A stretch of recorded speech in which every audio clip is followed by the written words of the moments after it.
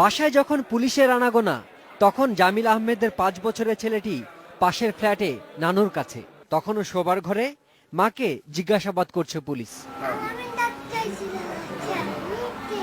চকবাজারের পোস্তায় ব্যবসা করতেন 33 বছর বয়সী জামিল। সকাল 11টায় মৌসুমী আহমেদ তার মাকে জামিলের নিখোঁজ হবার খবর দেন। কইছে, মা তুমি এদিকে আসো, ওর আব্বু পাই না। এই বাবা, আমি আর কিছু জানি না। প্রাথমিক জিজ্ঞাসাবাদ শেষে পুলিশ জানায় রবিবার রাতেই জামিল আহমেদকে হত্যা করা হয়। পরে ঘরে তালা দিয়ে চলে যান তার স্ত্রী। বিকেলে জামিলের ভাগ্নি চকবাজার থানায় নিখোঁজ হবার খবর দিলে পুলিশ বাসায় এসে তারই বেডরুম থেকে রক্তাক্ত ও পলিথিন মোড়ানো অবস্থায় জামিলের লাশ ও একটি রক্তমাখা বটি উদ্ধার করে। ধারণা করছি যে স্ত্রীর সহায়তায় এই ঘটনা হয়েছে, এবং এর সাথে আরো ধারণা করছি যে পরকীয়ার একটা আভাস পাওয়া যাচ্ছে।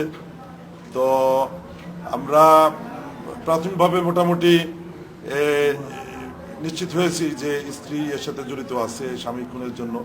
তদন্তের স্বার্থে আটক দুজনের নাম প্রকাশ করেনি পুলিশ। তবে তাদের মধ্যে মৌসুমীর প্রেমিক রয়েছে কিনা তাও জানায়নি পুলিশ। শিমুল বাশার, ইন্ডিপেন্ডেন্ট নিউজ, ঢাকা।